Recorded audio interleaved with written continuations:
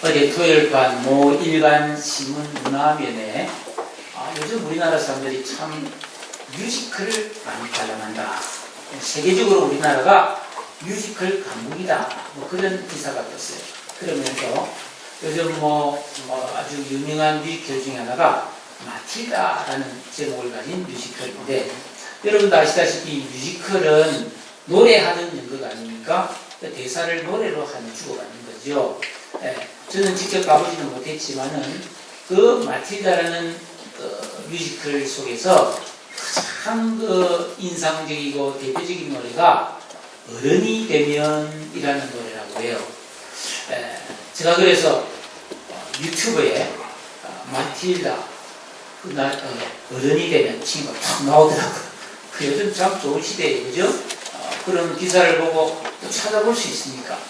이제 제가 보니까 아주 어린 이 배우들이 참 나와서 거대를 타면서 아주 해맑은 목소리로 노래를 부르는데, 그 가사 내용이 이렇습니다. 내가 어른이 되면 간식을 마음껏 먹을 수 있을 텐데, 내가 어른이 되면 늦잠을 자도 야단칠 사람이 없을 텐데. 이제 서양 아이들은 어릴 때부터 혼자서 이제 딴방에 혼자 재우잖아요. 그러니까 밤에 무섭죠. 괴물이 막 다닥다닥 같고 막 그렇잖아요. 옷 걸린 게 괴물같이 보이고 막 그렇잖아요. 밤마다 날 괴롭힌 괴물도 무찌를 수 있겠지. 또 내가 어른이 되면 어려운 질문들도 다 풀려질 거야. 뭐 이런 노래입니다. 정말 그렇습니까, 여러분? 저도 어릴 때 어른이 되면 라면하고 새우깡 시켜 사 먹어야지. 또 막 놀이동산 같은 데도 가봐야지. 뭐 이런 생각을 했습니다. 물론 어른이 된 지금 저는 슈퍼에 가서 먹고 싶은 과자 다 사 먹을 수 있어요. 만 원이면 얼마나 많은 과자를 사겠어요. 또 휴가철이나 휴일이 되면 가고 싶은 곳을 갈 수도 있겠죠. 하지만 여전히 어른이 된 저에게도 삶에 풀리지 않는 문제가 있고, 이럴 수도 저럴 수도 없는 그런 어려운 일들이 생겨나서 여전히 또 다른 피안의 세계를 꿈꾸는 그런 그리움을 갖고 있는, 소망을 갖고 살아가는 그런 어른이 되었습니다. 지난 21일에 단일 기도회가 종료되었는데, 그 20일 동안 매일 다른 강사들이 나와서 자신의 어떤 신앙의 여정에서 경험하고 만났던 하나님을 소개하고 간증했습니다. 제가 그걸 하나도 빠짐없이 다 들으면서 깨달은 점이 있어요. 참 사람마다 다 살아가는 모습이 다르고 생김새가 다르고 또 경험들이 다르지만은 참 믿음이라는 것은 공통적입니다. 하나님은, 그들이 만난 하나님은 동일하신 분이구나 라고 하는 참 놀라운 깨달음을 다시 한번 갖게 되었습니다. 그 내용들을 보니까 남녀가 각각 어린 시절에 하나님을 잘 믿었어요. 고등학교 다닐 때나 하나님 당신을 이런 꿈을 가졌어요. 얼마나 대단합니까? 그리고 열심히 공부하고 노력해서 이 두 사람이 소개로 만나서 뜨겁게 사랑을 하고 결혼을 했어요. 결혼을 해서도 꿈틀같이 서로를 존중하고 사랑하고 행복을 누리면서 주님을 찬양하고 교회를 섬기고 했는데, 어느 날 갑자기 그 남편이 말기암에 그렇지만 이건 하나님이 주신 시험이지만 믿음으로 이기면 반드시 치료해 주실 것이다 생각하고 찬양하고 기도하면서 치료를 받았는데 점점 악화되고 결국은 하나님의 부름을 받아갔다. 이게 도대체 어찌된 일인가요? 하나님 정말 살아계실까? 절망 속에 빠지는 거죠.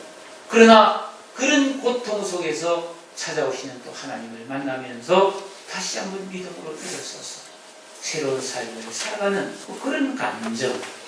너무나 착하고 신실한 선교사가 갑자기 선교하다가 피 살리는 사건, 세상의 모든 부귀와 좋은 것들을 포기하고 순종하며 살았는데 갑자기 찾아온 질병, 정말 누구보다도 하나님을 뜨겁게 섬기는 그런 집안의 자녀가 질병에 걸린다든지 타락한다든지 혹은 사업에 실패한다든지 엄청난 성공을 거두었지만은 어느 날 갑자기 그 모든 것이 무너지는 그런 절망과 이해할 수 없는 불행과 감당할 수 없는 슬픔 이런 걸 막 겪으면서 혼란해하고 정말 하나님 살아계실까? 하나님은 왜 도대체 나에게 왜 이러실까? 뭐 이렇게 원망도 하면서 항의도 하면서 그렇게 몸부림쳤던 그런 신앙인들이 그 상황 속에서 다시 한번 하나님을 만나면서 그렇구나. 이게 하나님 뜻이었구나. 그런 것을 깨달으면서 눈물로 회개하고 감격하고 다시 한번 그 정말 신실한 하나님께서 주신 사명을 따라 살아가는 그런 감정과 찬양들이 20일 동안 이어졌어요. 저는 목사로서도 그 말씀을 들으면서 너무나 충격을 받았고 참 회개와 참 감동, 많은 깨달음을 얻은 그런 시간들이었습니다. 사랑하는 성도 여러분, 다니엘 기도회 홈페이지에 들어가면 그걸 다시 들을 수 있으므로 저도 반복해서 들은 것도 많아요. 여러분도 한번 들어보시기 바랍니다. 우리는 예수를 믿고 하나님을 믿는 그리스도인입니다. 예수를 믿는다, 하나님을 믿는다. 과연 믿음이란 무엇일까요? 우리는 믿음이라는 단어가 성경에도 많이 나오고 우리도 즐겨 사용하지만 참 이해하기가 어려운 단어입니다. 아무리 설명을 해도 깨닫기가 어려운 그런 단어입니다. 사실은 목사인 저도 이 믿음이 뭡니까? 설명해 보세요 라면 사실 설명하기도 쉽지가 않습니다. 그래서 많은 고심을 하면서 성경을 묵상하면서 믿음을 찾아보면 다는 아니지만 믿음은 대체로 두 가지가 성경에 나옵니다.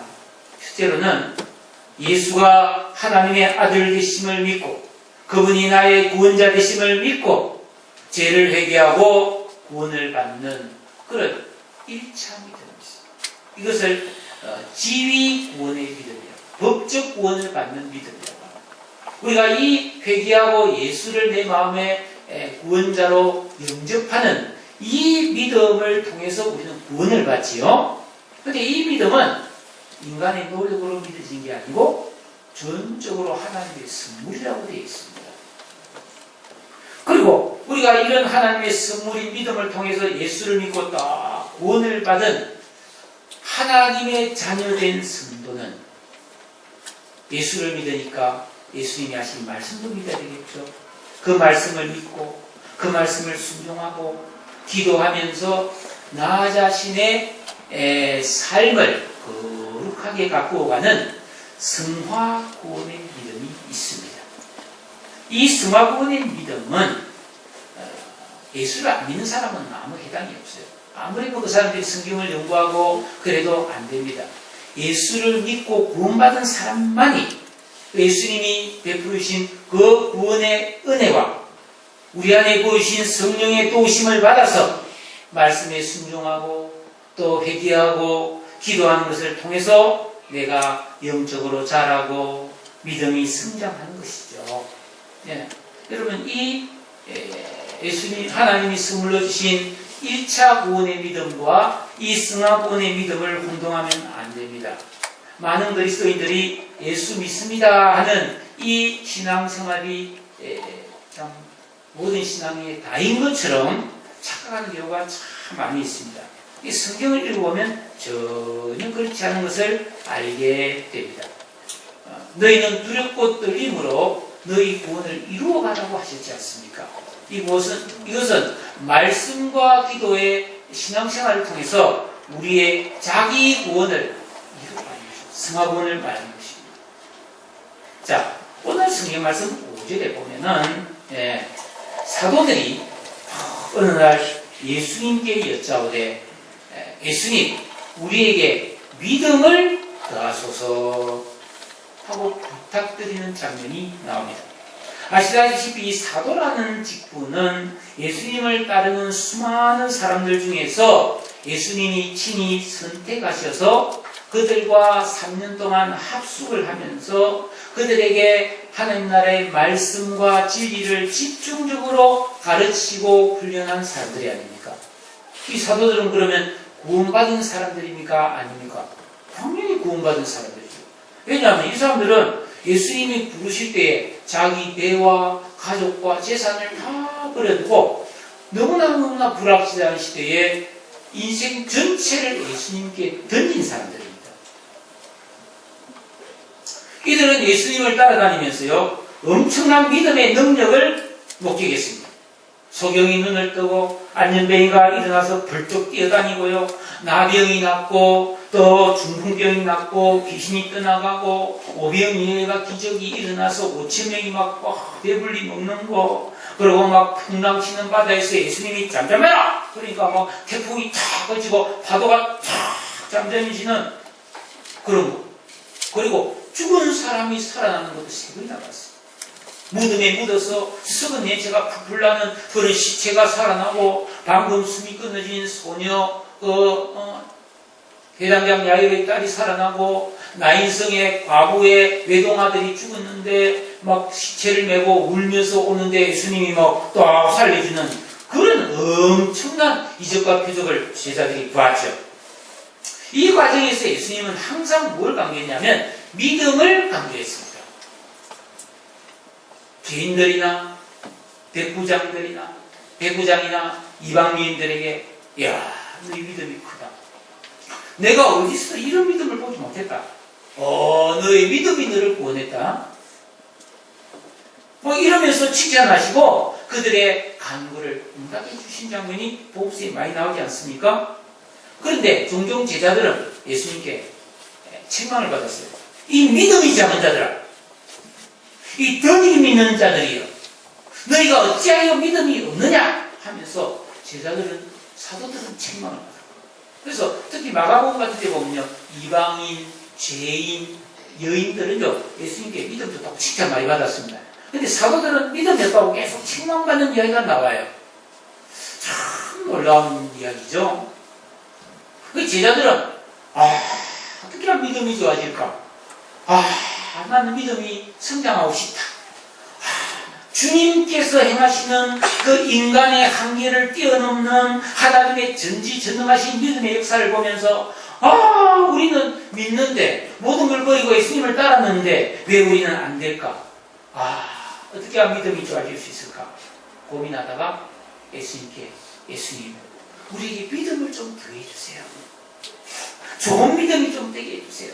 이 말은 뭡니까? 지금 믿음이 50점, 60점, 70점밖에 안 되는데 예수님이 좀 나한테 믿음을 조금만 보태주면 30점 보태주고 40점 보태주면 100점이 될 거 아닙니까? 그러니까 저에게 믿음을 좀 더해달라고 간청을 드리는 그런 명령을 성경에 나옵니다. 이런 제자들의 부탁에 대해서 예수님은 그게 아니야, 너희들은 지금 믿음에 대해서 오해하고 있어 하고 사도들이 가지고 있는 잘못된 믿음관을 고쳐주시고자 오늘 이 겨자씨 믿음의 말씀으로 믿음의 진정한 의미에 대해서 풀어주는 말씀이 오늘 본문의 말씀입니다. 여러분, 이 말씀을 통해서 여러분들도 올바른 믿음에 대한 깨달음이 생기셔서 바른 믿음을 통해서 정말 믿음의 아름다운 은혜와 역사를 경험하게 되기를 주의 이름으로 축복합니다. 그 6절에 보면 주님께서 뭐랍니까? 너희에게 겨자씨 하나일 만한 믿음이 있었더라면. 제자들은요, 자기들이 믿음이 있긴 있다고 생각했어요. 근데 부족해서 늘 믿음의 역사를 내가 못 일으키고 있다고 생각합니다. 내가 잘 믿었으면 기도하면 병이 낫고 귀신이 떠나가고 기도가 응답되고 이럴 텐데 믿음이 부족해서 이런 일이 안 일어나고 있었는데 믿음 좀 내달라고 그런 부탁을 했잖아요. 그런데 주님은 다른 말씀을 하십니다. 너희에게 겨자씨 하나만큼의 믿음만 있으면 하나님은 역사해, 그 말이에요. 여러분, 제자들은 믿음이 그러면 전혀 없는 사람입니까? 아니죠. 제자들은 예수를 믿고 따른 사람들이었죠. 근데 이 믿음은 예수 믿는 믿음이란 말이에요. 예수님이 하나님의 아들이심을 믿는 믿음이에요. 베드로는 이미 주는 그리스도시요 살아계신 하나님의 아들이시라고 고백하지 않았습니까? 그러니까 예수 그리스도를 나의 구원자라고 믿는 믿음은 있었잖아요.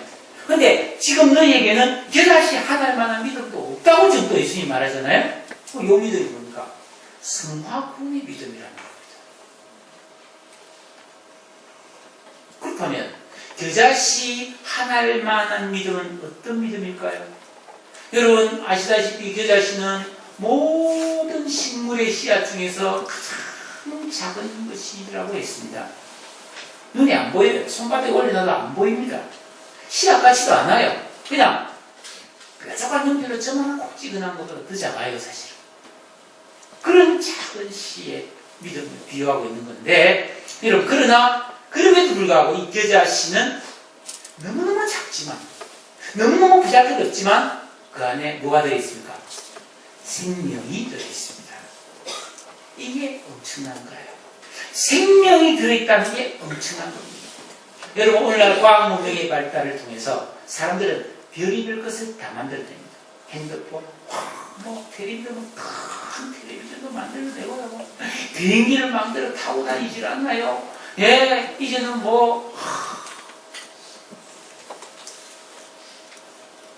서울, 부산을 20분만 이제 간다.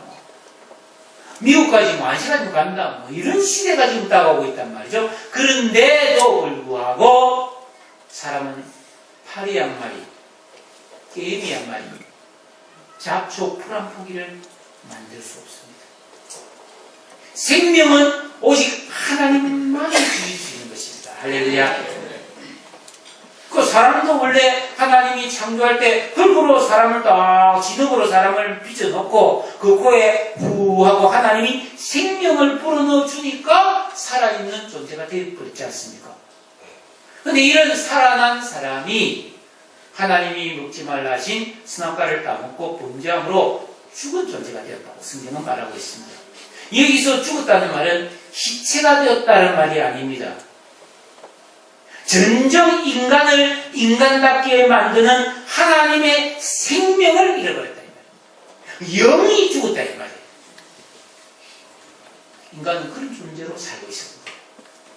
그러니까 영이 죽은 인간, 하나님 볼 때 진정한 생명이 없는 인간은 이 땅을 살아가면서 온갖 죄와 악을 저지르면서 자기 기분대로 사는 존재.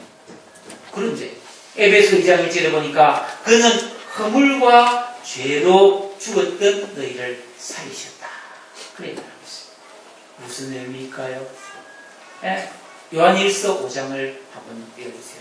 요한일서 5장 11절 12절. 이거 우리 학신반 할 때 다 외우는 말씀인데요. 우리 같이 한번 보이는 분들은 읽어보시죠. 같이 읽습니다. 또 증거는 이것이니 하나님이 우리에게 영생을 주신 것과 이 생명이 그의 아들 안에 있는 아들이 있는 자에게는 생명이 있고 하나님의 아들이 없는 자에게는 생명이 없느니라 그랬어요. 즉 허물과 죄로 죽었던 죄인이 회개하고 예수님을 나의 요소에 딱 영접하면은 예수 안에 있는 하나님의 생명이 내 안에 들어온단 말이죠. 그래서 거듭나고 중생에서 새 생명을 가진 사람이 되는 거예요. 할렐루야. 이게 살아난 겁니다. 하나님의 예수 믿은 사람은 하나님의 생명이 안에 들어와 있는 거예요. 이게 새 생명입니다. 좀 전문적으로 말하면 이건 조회라고 하는 영원한 생명을 말하고 너무나 놀라운 존재예요.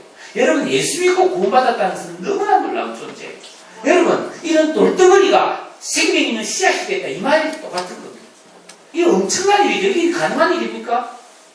여러분 이것이 생명이 있는 것을 만들 수 있습니까? 불가능하죠. 이거는 묻어놓으면 썩습니다. 그런데 여러분 씨앗은 묻으면 싹이 난다고요. 살아난다고요. 이게 엄청난 일이잖아요.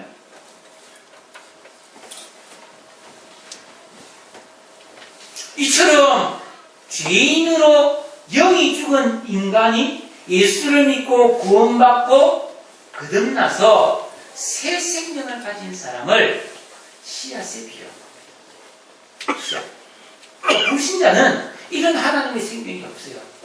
우리 그 사람이 똑똑하고 잘나고 많이 배우고 대단한 능력을 가졌다 할지라도 소망이 없습니다. 왜? 생명이 없어요. 하나님 생명이. 때가 되면 그냥 썩어지는 거예요. 망하는 거예요.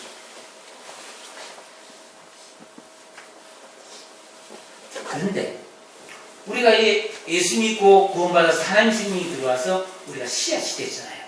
근데 이 씨앗을 식탁 위에, 장롱 서랍 속에, 책상 위에 가만 놔두면 1년, 2년, 3년, 5년, 10년, 20년, 30년, 100년이 지나도 1000년이 지나도 그대로 있어요. 씨앗을.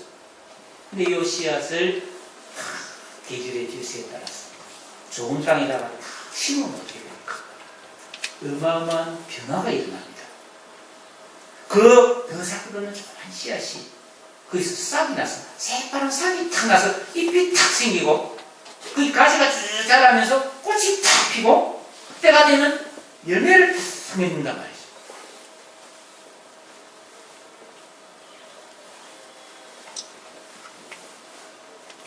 그러니까 씨앗은 땅에 심겨져야 그 생명의 역사가 일어나는 것이요. 마찬가지예요. 예수 믿고 구원받은.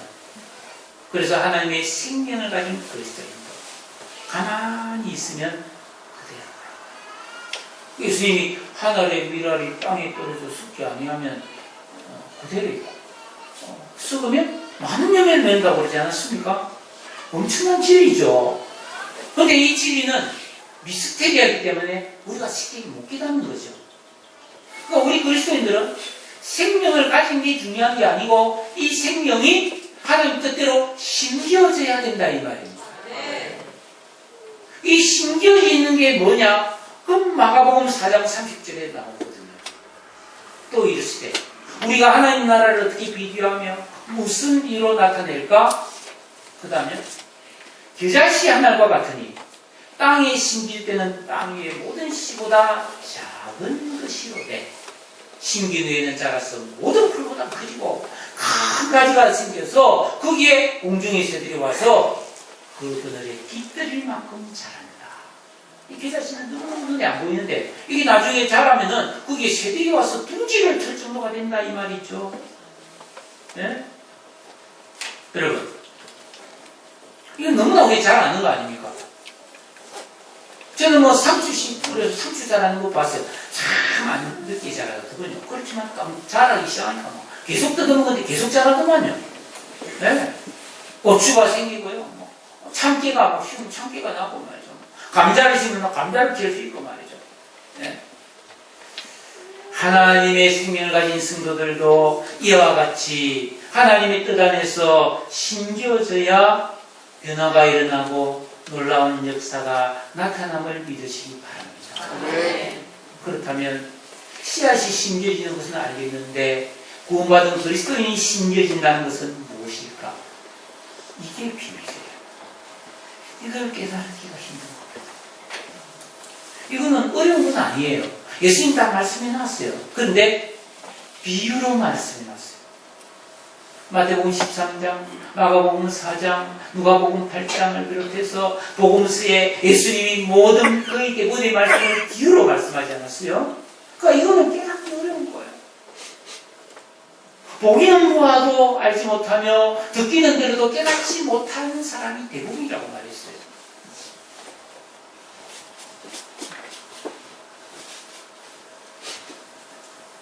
심겨진 겨자씨가 심겨진다는 것은 무엇을 의미할까요? 어려운 게 전혀 아닙니다. 예수 믿고 구원받은 성도가 이렇게 우리가 주일이 되면 교회를 나오고 또 교회를 나오지 않는 시간에도 개인적으로 성경 보고 기도하지 않습니까? 요 신앙생활이에요. 요 신앙생활.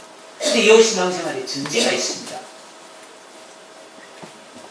우리 인생에는요 반드시 두 왕이 있습니다. 하나님이냐 나냐. 모든 죄인들은 자기 중심주의, 자기가 왕이에요. 자기 하고 싶은 대로 하고 싶고 내 뜻대로 다 되고 싶기를 원하잖아요. 다른 사람이 다 내 따라주기 바라고 내 말 들어주기 바라잖아요. 그럼 자기가 왕인 거죠. 근데 예수 믿고 구원받은 사람은 자기를 부인하고 하나님을, 예수님을 나의 왕으로 모시더래요. 그리고 우리는 기록된 이 하나님 주신 66권의 성경 말씀을 다 통해서 내가 받은 구원이 뭔지, 하나님이 어떤 분인지, 내 신앙의 본분을 알고, 하나님께서 너는 이제 하나님만 섬겨야 된다, 우상 숭배해서는 안 된다, 주일 성수해라, 너희 부모를 공경해라, 이웃을 사랑해라, 그래서 살인하지도 말고 간음하지도 말고 도둑질도 하지 말고 거짓말도 하지 말고 욕심도 부리지 마라, 정욕을 버리라, 정직해라, 사는 사람 용서해라, 사랑해라, 열심히 부지런히 살아가고 어려우면 인내해라. 성경에 다 이런 말씀이 있잖아요. 이런 말씀을 순종하는 거죠. 그대로 지키려고 순종을 해야지, 순종. 그러다가 내가 부족해서 어기고 실수했으면 회개하고, 그리고 하나님 앞에 기도하면서 신실한 신앙생활을 실천하는 거, 이게 씨앗이 심겨진 것처럼 믿음이 심겨졌다고 성경은 말하는 거예요. 뭐 어려운 기준이 아니지 않습니까? 우리 하고 있는 건데요. 그런데 이런 신앙을 널널하게 하면 안 된다는 거예요. 딱 마음에 먹고 결심하고 열심을 품고 주를 섬겨야 될 줄로 믿습니다. 네. 이런 걸 할 때 믿음이 자란다는 거예요. 믿음이 자란다는 거예요. 성화군이 믿음이 자라는 거죠. 다른 길이 없어요. 여러분 참 신기합니다. 여러분 이 땅에다가 생명이 없는 거 뭐 이런 거 생명이 없는 것을 딱 땅에 묻으면 땅에는 지열이 있잖아요. 그리고 수분이 있잖아요. 그리고 박테리아가 있어가지고 썩혀버린다. 뭐 묻으면 사람도 딱 썩어버리잖아요. 그런데 생명이 있는 씨앗을 심으면 어떤 일이 일어나냐면 그 씨앗이 땅에 있는 수분과 지열을 이용하고 자기를 썩히려고 달려드는 미생물을 양분으로 삼아버려서 자라서 더 멋있게 자라버리는 거예요. 이게 생명의 역사라는 것입니다. 기가 막힌 하나님의 역사죠. 이게 생명은 뭐라고 표현할 수가 없는 거죠. 마찬가지로요, 이 세상에서 예수 그리스도를 믿은 참 생명을 가진 그리스도인은 이런 아픔 저런 아픔, 이런 시련 저런 고난, 불행과 슬픔 겪지만 그것에 의해서 망하지 않는다는 것. 그것을 이용해서 오히려 그 고난을 인하여 더 잘되고 더 성장하고 더 자라는 그런 능력을 하나님이 주셨다고 말씀하고 있는 거예요. 오직 믿음으로 살아야만이 안 썩는다. 순종과 회개를 하며 기도를 하며 이 신앙을 붙들고 살아간다 보면 이 세상에서 무슨 일을 만날지라도 반드시 잘하고 결심한다. 그래서 저 간증을 들어보면 다 그렇잖아요. 고난과 시련을 겪었는데 오히려 그걸 통해서 더 하나님의 은혜를 깨닫고 내 인생이 더 믿음으로 아름다워졌다는 고백을 하지 않습니까?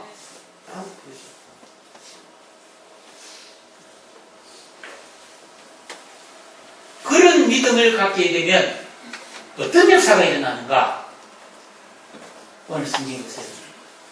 너희가 그런 믿음이 있으면 이 뽕나무들의 뿌리가 뽑혀 바다에 심겨라 하였을 것이요 그것이 너희에게 순종하였으리라.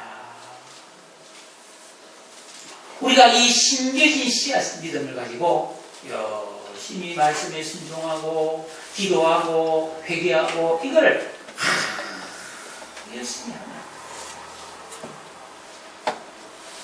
우리 속에 있는 좋지 않은 것들이 다 뽑혀져 나간 거예요.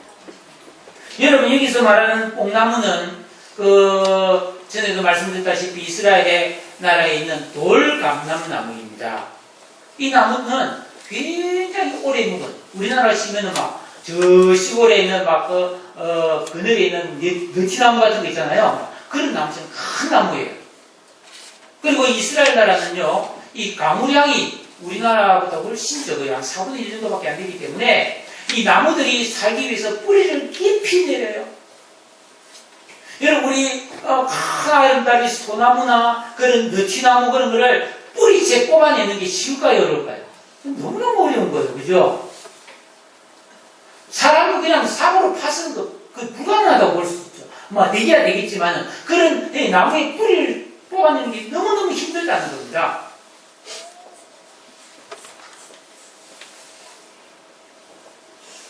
마찬가지로 사람은 예수 믿고 구원받았을지라도 태어날 때 이미 원죄를 갖고 태어났고 죄 많은 이 세상을 살아가면서 우리 안에 좋지 않은 경험, 상처, 나쁜 기질, 나쁜 성격, 못된 생각 그런 것들이 막 뿌리박고 있다는 겁니다. 이거는 뽑아낼 수가 없어요. 예수 믿어서 목사가 돼도 뽑히지 나가지 않습니다. 저도 목사가 되고 잘 믿어보려고 애를 쓰지만 내 안에 있는 못된 기질, 잘못된 생각들 이게 쉽게 안 바뀝니다. 내가 왜 그랬지? 내가 왜 그렇게 말했을까? 그때 내가 왜 그랬지? 오해가 많습니다. 전도사, 뭐 교회 안에 이런저런 직분들, 평생을 믿었다 해도 이게 뽑히 나가냐? 절대로 안 뽑히 나갑니다. 옛말에도 있잖아요. 사람은 안 변한다. 안 변합니다. 그런데 변할 수 있는 길이 있다는 거예요. 이 겨자씨, 심겨진 겨자씨 믿음을 가지고 순종과 기도의 삶을 살면, 회개의 삶을 살면 어느 순간에 이게 쑥 뽑혀서 나가다. 뽑혀서 나가다. 훅 뽑혀서 나간다는 거죠. 이게 진짜 이 엄청난 말씀입니다. 그게 사실이라면 여러분 얼마나 좋겠어요. 내 안에 있는 거는 나 내가 왜 이러는데 왜 이랬지? 나 이거 진짜 내 성질에 내가 마음에 안 들어. 이게 왜 안 고치질까? 네? 비겁하고 째째하고 간사했던 내 여기 좀 뽑혀 나와서 좀 멋있는 사람이 되면 좋겠는데 이게 마음대로 되냐? 안 된다네. 그런데 성경은 말합니다. 우리가 하나님이 가르치시는 올바른 믿음을 통해서는 뽑혀져 나간다는 겁니다. 또 그런 사람들 있잖아요. 성경에 보면 네? 요셉 같은 사람, 다니엘 같은 사람, 사도바울 같은 사람, 제자들 다 나중에 뽑혀 나가지 않습니다. 완전히 다른 사람 되는 거죠. 사울이 바울 되고요. 시몬 베드로가 정말 사도 베드로가 되지 않습니까? 복음의 능력과 하나님의 전지전능하신 은혜로 뽑혀나가는 줄로 믿습니다. 그러므로 여러분, 우리는 예수 믿고 구원받았다고 안심하고 가만히 잘 지내는 신앙이 되면 안 됩니다. 결단하고 이 믿음 붙잡고 여러분 열심히 순종과 기도의 삶을 살아야 됩니다. 특히 십계명 중심의 말씀, 하나님이 하라는 거 하고 하지 말라는 이런 계명을 붙들고 순종을 해야 됩니다. 그래서 내 안에 있는 악한 것들이 뽑히지 나가는 역사를 우리가 다 경험해야 될 줄로 믿습니다. 뽑히지 나갔다고 다 끝났냐? 그것도 아니라는 거예요. 이번에는 이 뽕나무를 확 뿌리씩 뽑았어요. 뿌리가 나무도 이만하고 뿌리도 이만해. 잔뿌리도 있는데 이 나무를 바다에 가서 심으라고. 여러분, 선물과 밀물과 파도치는 바다에 그 나무를 어떻게 심습니까? 그 뿌리가 긴데.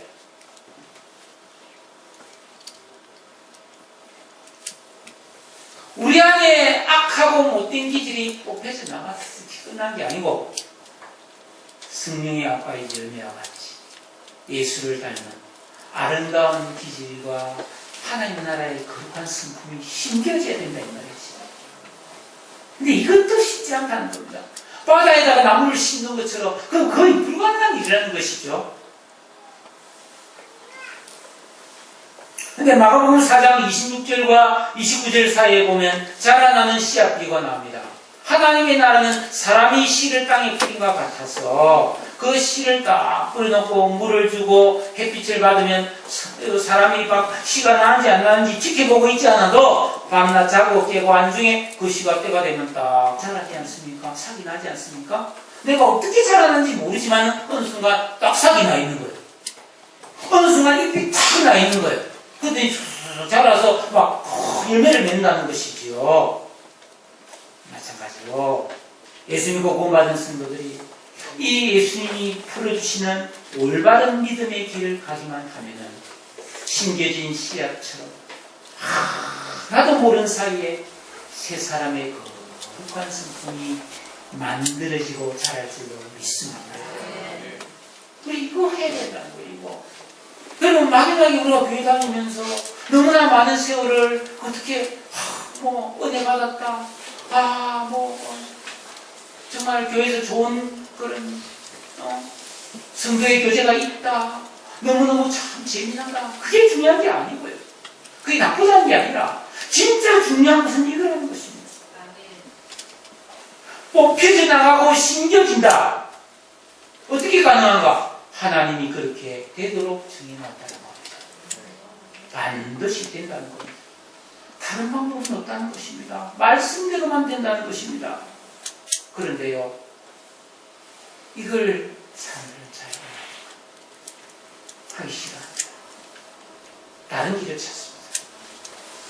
모르기도 하고 의식이 안 만들어지는 모릅니다. 애들 보고 얘야 공부해라. 그 의식이 없잖아요. 근데 나중에 어른 되면 정신이 차고 나면 의식이 생기면 막 공부하겠다고 막 자꾸 들이드는 거예요. 왜? 공부가 난 좋은 거지 아니까. 어릴 때 그걸 깨달아서 열심히 했을 때, 그죠? 나이 먹어서 가리면서 공부하겠다는 사람들이 참 많아요. 그 이제 철들었다는 얘기죠. 신앙은 그런 겁니다.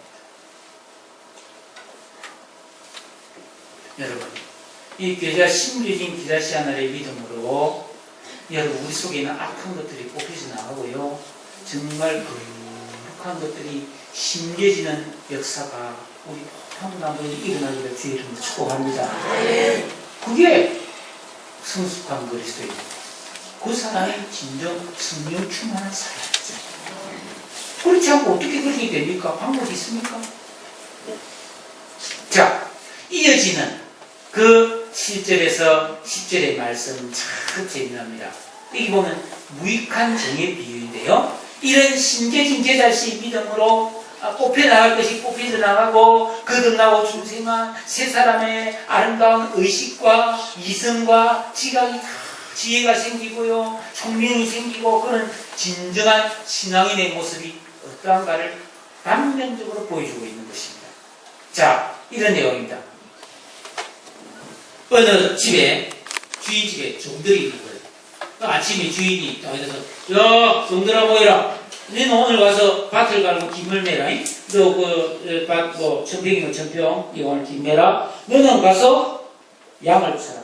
양을 풀을 먹이고 그래서 물을 마시게 하고 그래서 저녁 때까지 충분히 양떼를 먹이고 데려오라.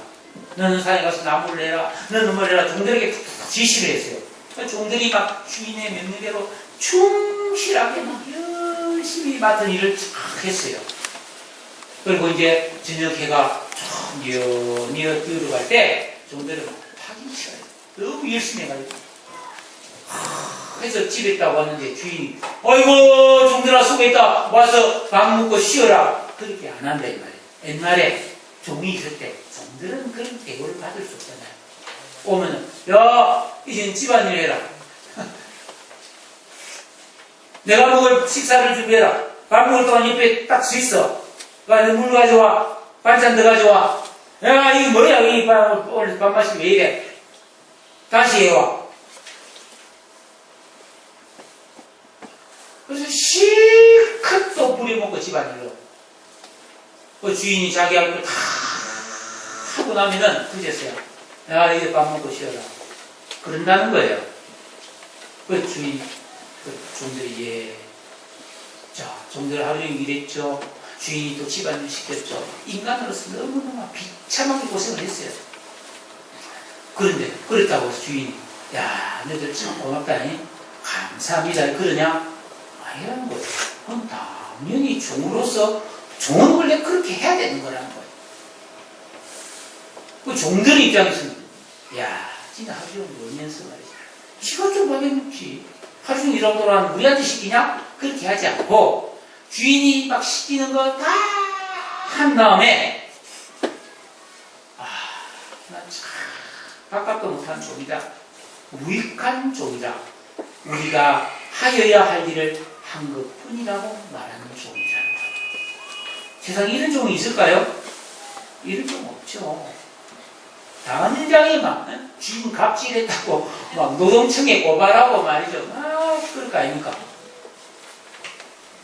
이게 무슨 비유일까요?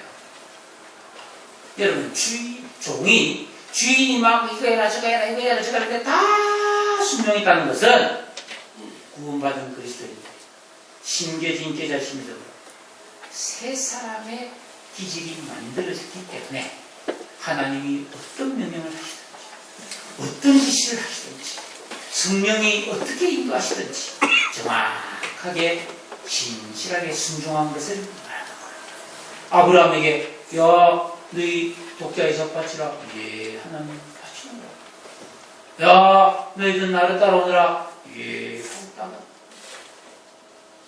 순종이 어렵고 힘들고 피곤해도 마땅히 해야 되는 건데 이게 의식이 안 만들, 새 사람의 의식이 안 만들어지면 아이고 힘들다 못한다 너무하다 아이고 내가 뭐 이걸 해야 되냐 내가 뭐 이 고생하려고 뭐 내가 있으면 되나 이럴 수 없거든. 근데 새 사람의 의식이 만들어지면 예, 칭찬이 없고 위로가 없어도 섭섭하지 않는 거예요.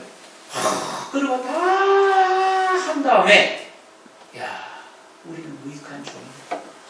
내가 마땅히 해야 될 건가 이렇게 고백할 수 있다는 것입니다.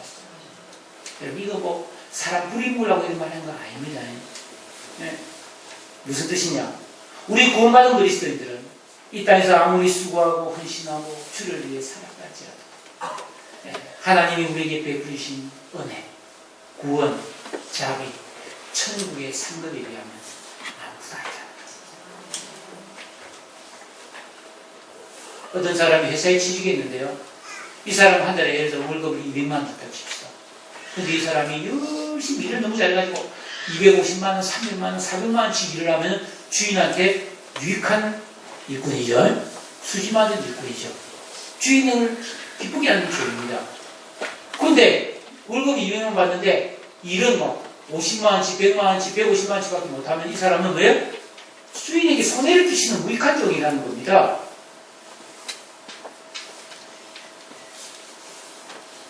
그리스도인은 값없이 하나님의 은혜로 구원받았고 죄사함 받았고 천국 백성 되었으므로 이 은혜는 무엇으로도 갚을 길이 있다. 이게 깨달아진 사람이 뭐예요? 신겨진 제자심이다. 그런 믿음이 있어야 된다는 거예요. 그런 믿음이 역사가 일어난다는 거예요. 그 여러분 이런 관점을 가지고 여러분이 간증 같은 거 들어보세요. 그 수준에 간 거예요. 하나님의 역사는 그때 막 일어난 거예요. 제가 몇 년 전에 그 어떤 학교를 졸업하면서 수도원을 좀 여행을 해본 적이 있잖아요. 근데 여러분께 다 보고도 드렸지만은 그래서 저 독일에 아이스호벤인가 거기에 종교개혁자 루트의 집을 방문했습니다. 세계 역사를 바꾼 인물이잖아요. 이 루트의 생가를 봤는데요. 이 루트가 죽을 때 유언했던 말을 딱 액자에 적어놨어요. 그 루트가 죽으면서 그 엄청난 종교개혁을 일으킨 사람이 죽으면서 뭐라고 유언했는지 아세요? 기억납니까? 우리는 거지다. 진정으로 우리는 거지다. 그러고 딱 죽었습니다. 이게 무슨 뜻인가? 설명은 드렸지만, 그게 도대체 이게 무슨 말일까? 근데요, 제가 최근에 새롭게 알게 된 사실이 있습니다. 우리나라에 한상동 목사님이라고 일제시대 때 신사참배를 거부하다가 옥중에서 온갖 고문을 겪었는데 다행히 죽지 않고 해방 후에 추록했어요. 오신대학을 세웠습니다. 엄청나게 기도를 많이 하는 신실한 목사인데요.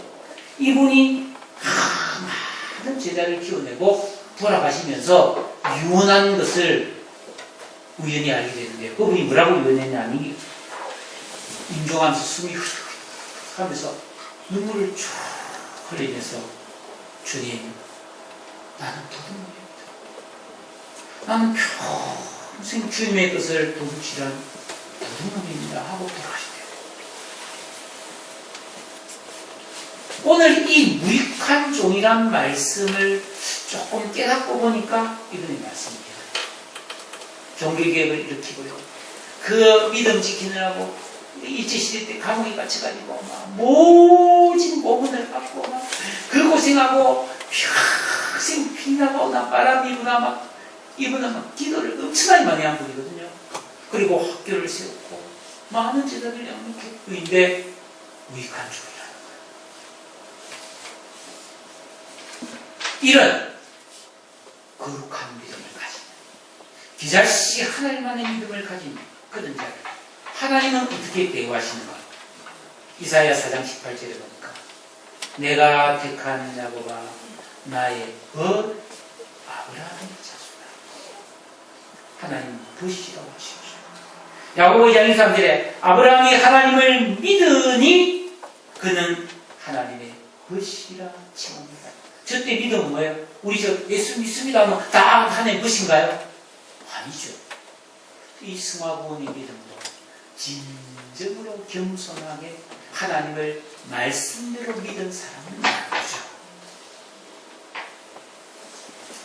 어제 첫눈이 내렸습니다.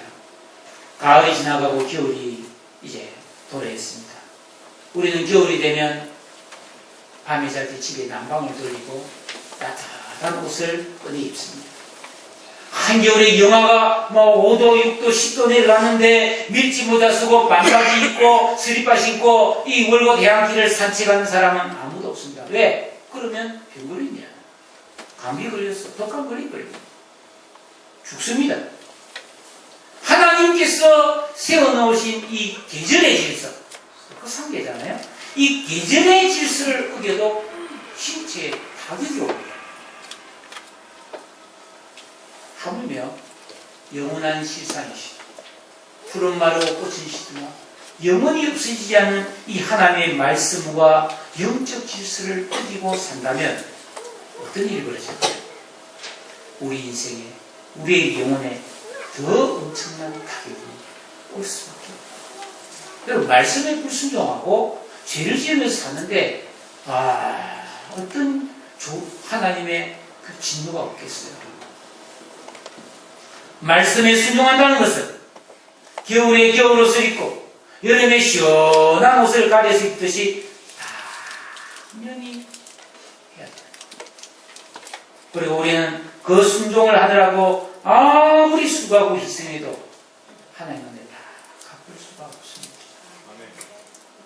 그런데 우리는 이런 제자시 하나님의 믿음을 가지고 순종하면 하나님께서는 이 땅에서 생명과 경건에 속한 모든 신령한 복을 이루게 주시고 천국에서 영원한 상과 은혜와 복을 주신다고 약속하고 있습니다. 이런 승화구원의 믿음, 복을 받을 수 있는 믿음은 저절로 안 생깁니다. 하나님께서 그냥 옛다 믿음 받아라 하고 주거나 세월이 간다고 생기는 게 아니라 여러분 사나리 씨앗을 심지 않으면 천년만년 가도 그대로 있는 거예요. 심겨져야 됩니다. 그리고 자라나야 됩니다. 물을 주고 가꾸는 것처럼 우리는 기도하고 순종을 하고 헌신을 하고 여러분 저는 우리 세왕성교회 성도들이 이 길을 가기를 원합니다. 한 사람도 나고하거나 곁길로 가지 말고 단순히 구원받았으니까 난 천국 간다는 그 믿음 붙들고 평생 살 것이 아니고요. 진정한 이 믿음의 길을 여러분들과 함께 가기를 원합니다.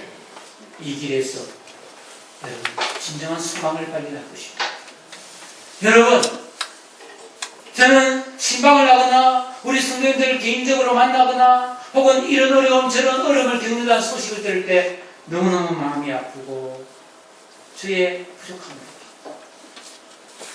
몸이 아프고 이런저런 가정 문제가 있고 경제 문제가 해결이 안 되고 막 자녀 문제가 해결이 안 되는데 여러분 어찌하시렵니까? 그냥 견디며 사시렵니까? 아니면 뾰족한 방법이 있습니까? 저는 이 심겨진 깨달으신 믿음 안에서 해답이 있다고 생각합니다. 여러분 도전하십시오. 이 믿음의 길을 같이 가십시다. 누구를 위한 것이 아닙니다.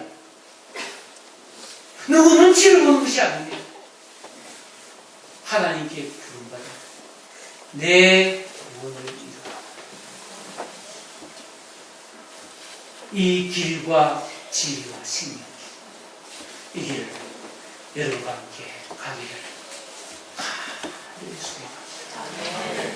기도하겠습니다. 우리 다 같이 한번 기도합시다. 하나님 아버지, 내게 계절시 하나만한 믿음을 주옵소서. 심겨지고 뽑혀나가게 하시고 열매 맺게 해달라고 다 같이 한번 동성으로 기도드리겠습니다. 사랑의 주님, 감사와 찬송